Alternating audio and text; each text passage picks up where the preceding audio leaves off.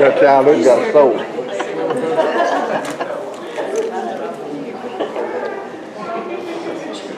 an entertainer.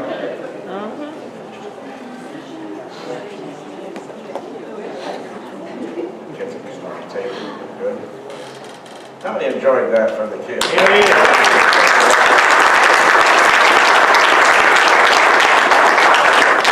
You know, a church can put together a $10,000 stage production with these kids. But the simplest of things like this from our children bring us equal joy. Yes. It's not how much money you spend and all the bells and whistles. It's really the heart of Christmas, and it's the heart of our children. And in front of us here today, these beautiful children that we have, it's just absolutely tremendous. They give us a great sense of pride, a great sense of joy. Because remember that 2,000 years ago, once again, there was a child that brought joy to the world. The moment children cease to bring joy to you, you might want to check your pulse. Because although you're alive, you're dead inside. Jesus said, if you do it unto the least of these, my brethren, these children, then you're doing it unto me. He also said, unless you have the faith of a child, then you'll not enter the kingdom of heaven.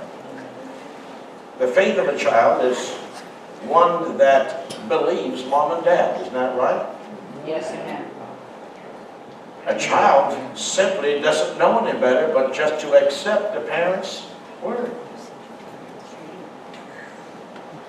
I think when Jesus spoke about us needing to have the faith of a child, I'm speculating, but I think I'm close to the mark. In the innocence of children, they have no alternative thought than to accept and believe what one dad said. They have no alternative reasoning. They haven't lived long enough to experience an alternate thought. That's right. All they have is the experience up until that particular age, whether it was 1, 2, 3, 4, 5, 6, and on. All they have is their world with mom and dad. That's all they have. So they cannot argue with reason or even logic. Now they'll argue with you all day long, but not with reason or logic to give a counterbalance or a rebuttal on what you suggest or what you command or demand of your child, or even instruct them. Because they don't have the intelligence, they don't have the reasoning, they don't have life's experiences to be able to have an intellectual exchange with the parents. Let's bring that to us. Jesus said, unless you have that faith of a child. You see how important it is for us to remove our own human reasoning and our own human logic. Why is that? It's because we want to think we know better. They're coming out on Channel 45, I guess it's Cable 45, History Channel. They keep coming up with these theories of extraterrestrial beings. Gabriel that spoke to Mary, and that spoke to Elizabeth and Zacharias and Joseph. They believe that he was some kind of a winged extraterrestrial, bright, shining white robe. That he came down from Mars somewhere, some other galaxy or some other planet.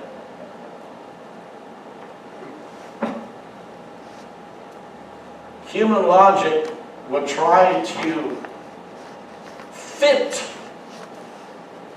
infamy into finite.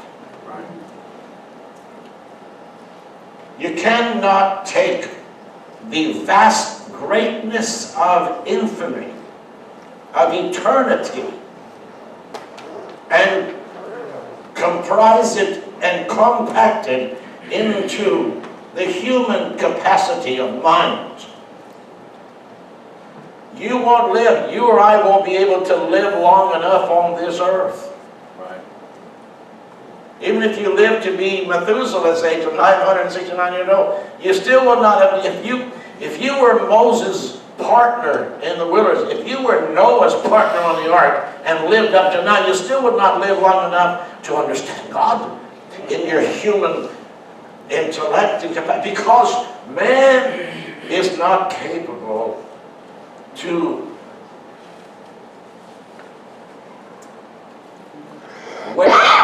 warehouse the vastness of infinity, of eternity. And so quit arguing, because it's embarrassing to you to argue with God. Amen. You're embarrassing yourself, just like that little 3-year-old saying, "No." I don't understand why I'm saying no, but no.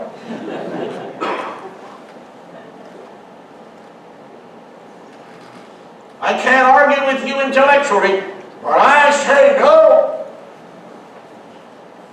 Shut up.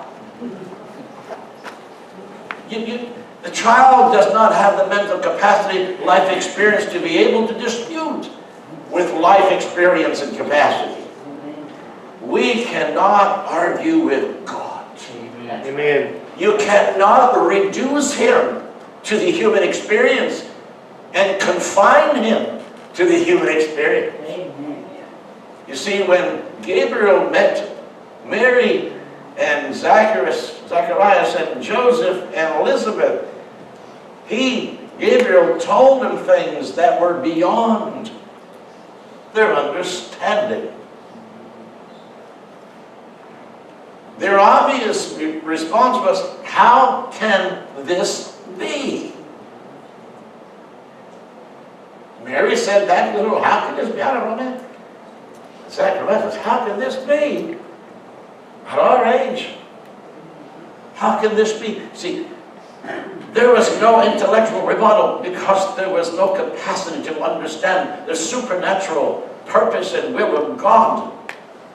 The only response we ought to have to God is the same as Elizabeth and Zacharias and Mary and Joseph, and say, "Lord, let it be unto me as you say." I don't know what you're talking about. I don't know what you're trying to tell me, but I'm too small of a finite being here to argue with the eternal God Himself. When Jesus said, "Love your enemies," right? How dare He tell me that? I want to hate that sucker. That I want to beat him up. Bless God. In the name of Jesus.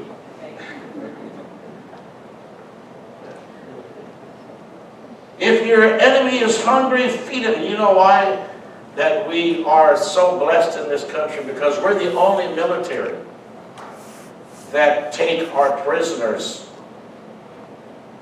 and feed them, clothe them, and walk that extra mile. Can I tell you a little something that happened during the Revolutionary War? Actually, during the Rebellion War between England and America. George Washington was the general. You know what he did? There were about 2,000 to 3,000, maybe 4, of his army, a very small group, and they were very limited in capacity, in armament, very little. The odds were against George Washington and his puny army to win anything. I don't know if they can beat up flies, what they had. Most of them were barefoot. They had limited musket balls. Meanwhile, they're looking at a well-financed, well-equipped, well-dressed, organized, structured military of England. And they were coming in by the thousands. And one day, at the end of the war, George Washington was reduced down to 300 or 400 or 500 men. That's all he had left. But he beat the British, and they had over 5,000 men left over. And they surrendered to George Washington. How many know that took God? Right? They surrendered. And you know what George Washington did? Just to show you the kind of mentality that formed our country back in the day. George Washington, when they surrendered and signed off on surrender, said, "Sir," to the general of the British Army, said, "Sir, if you will give me your word that you're not going to shoot at us, then I'll let you keep your arms. If you'll just go home quietly, I will return your dignity to you." He could have had them all shot. Could have taken their dignity from them by taking their all of their weapons, their swords, their rifles, their knives, all that they had. He could have stripped them naked and embarrassed them. You know what he said? "Sir, if you will give me your word that you will not shoot at us and shake my hand, I'm willing to be your friend. Just go away quietly." And the British general shook George Washington's hand, both in a gentlemanly fashion, and said, "Sir, I promise you, we will not fire at you." And with all their weapons, they walked away quietly.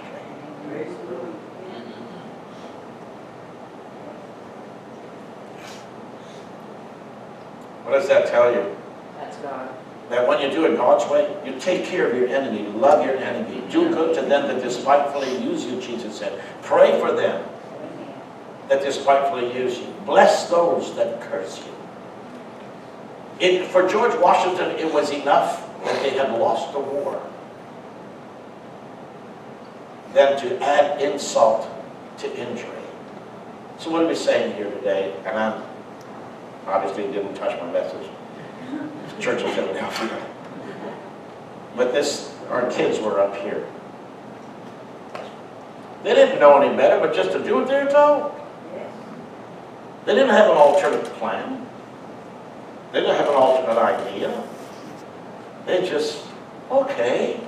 And did you see them? You know what? They just obeyed and had fun at it. Well, just do it, man. Just obey God, shut your mouth, and have fun with us. Because we're in God's kingdom, we're in His backyard, and we can have fun. Just do it, man. Get off your high horse. And just surrender. You see, don't argue with God. Don't argue with Him. Just accept His love. Just receive Him into your heart. Yes. As these children obeyed their instructions. And so I ask you to do the same thing today, is to have their faith, their trust in God. Yes. Just love one another. 2,000 years ago, a baby came. And from that baby, we now have upwards of 3.5 billion Christians around. From one baby. From one baby.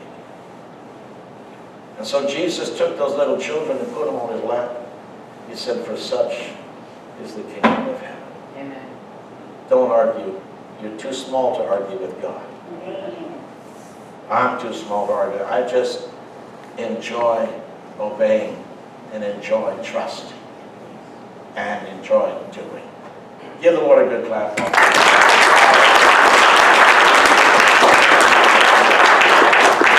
I wanted to bring my sermon just justice, and so I didn't break into it. Next week, we'll have to deal with the Church of Philadelphia. It's a wonderful church. We'll have the big white board back, and we'll be, I think we will. We'll see what happens next Sunday. It's Christmas Day, but we are going to have church. We're going to prepare our hearts now to come before the Lord's presence here around the Lord's table. So if you will stand with us now as we get the word for the communion, and then we'll show, we'd rather sing, are we got the word first? Word first, and then we sing, right?